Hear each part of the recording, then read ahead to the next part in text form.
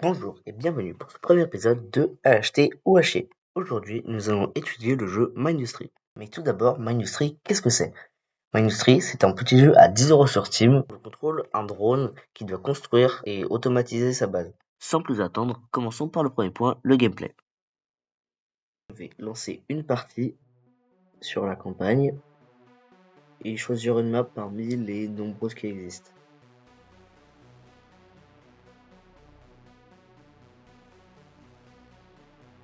En l'occurrence, cette fois, je vais prendre le secteur 219, secteur facile de début de jeu avec peu de ressources, mais qui me permettra de vous expliquer toutes les mécaniques. Alors voilà à quoi ressemble le jeu, une interface très simple et son directif Dark, c'est très intuitif. La première chose que je vais faire, c'est que je vais aller chercher la zone où les ennemis vont apparaître pour pouvoir placer des défenses. Je vais vous mettre tout ça en timelapse vu que ça va être un peu long. On peut remarquer que j'utilise le menu pause qui permet d'optimiser le temps de construction. Donc pour faire ça, moi, je vais extraire du charbon, l'envoyer dans des brûleurs qui vont attaquer les ennemis. Et je mets des murs en queue devant pour tanker les tirs. Ensuite, je vais retourner près de mon noyau et je vais construire des foreuses pour récupérer du cuivre et augmenter mes stocks, vu que je commence à être un peu à court. Et des foreuses pour récupérer du plomb qui va me servir comme pour le cuivre pour mal de craft. Je vais maintenant chercher un gisement de charbon, toujours du charbon, pour créer de l'électricité. Pour ça, je vais mettre des foreuses reliées à un générateur à combustion qui va brûler le charbon pour faire de l'électricité. Puis je vais placer quelques batteries pour stocker l'électricité entre eux. Je commence à poser les transmetteurs énergétiques qui vont amener l'électricité un peu où je veux. Mais je me rends compte que l'ennemi qui était censé avoir été anéanti par le brûleur, il est toujours là, il avance. Ça me fait peur, je vois. Et je me rends compte qu'il est passé. J'espère qu'il n'a pas détruit mes défenses. D'ailleurs, je me fais tuer. Bon, vous inquiétez pas, quand on meurt, c'est pas très punitif, on revient juste au centre. Et ça peut être quand même un peu pénalisant sur la grande. Ah bah oui, c'est clair que si je défends pas la partie en haut, ça va être compliqué. Donc après une ou deux morts supplémentaires, j'arrive finalement à éliminer le petit robot. Et je monte tout de suite en haut pour préparer des défenses pour la prochaine vague. Donc comme en bas, je construis des brûleurs, c'est très efficace. Et ça suffit largement pour cibler l'ennemi. Donc je vais pas m'en priver, hein, ça marche aussi bien. Même chose, hein, foreuse, tapis roulant, brûleur et les murs, ça marche très bien. Je descends juste au mur, vérifier que cette fois tout marche bien.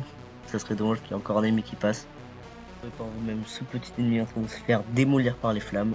Là, les murs en cuivre ont pris très cher. Donc, je vais essayer de construire des gardiens pour les réparer. Pour ça, c'est pas très compliqué, sauf que, je les trouve pas. Alors, je me dis, je vais peut-être pas encore débloquer. Le moment pour vous introduire l'arbre de technologie. L'arbre de technologie, c'est très simple. C'est l'endroit où on va débloquer les blocs et outils disponibles.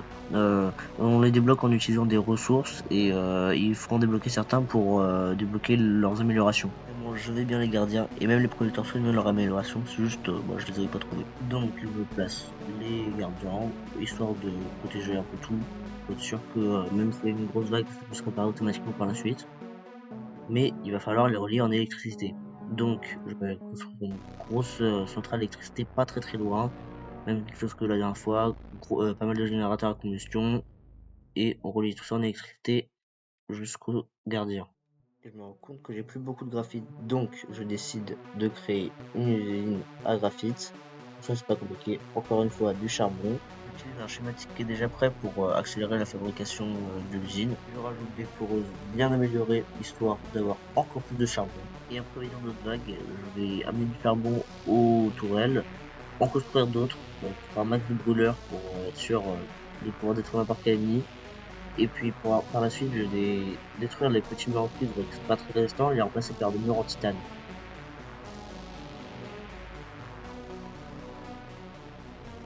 Par contre, si vous jouez à ce jeu, faites très attention vu que les ennemis ils sont très intelligents, ils prennent pas le chemin le plus court mais le chemin le plus safe, c'est-à-dire le chemin avec le moins de tourelles et le moins de murs. Par la suite, je vais avoir besoin de plus d'électricité, donc au niveau des foreuses, des grosses foreuses améliorées, je vais rajouter plein de générateurs à combustion, mais quand j'ai plein, c'est vraiment plein, une dizaine à peu près.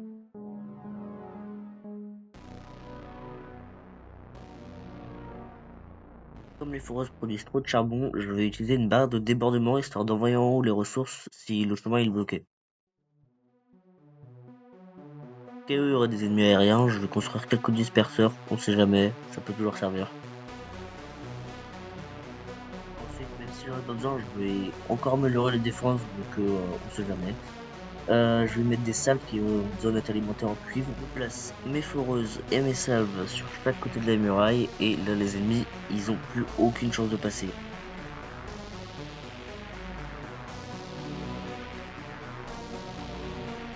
Bon là il me reste plus grand chose à faire, je récolte un peu plus de cuivre, donc je commence un peu à être sec. Je remplace les murs qui restaient par des murs en titane, pour des bien descendre par la suite.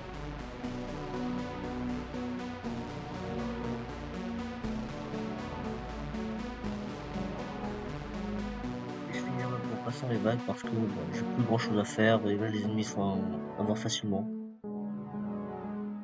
Et je finis par capturer le secteur.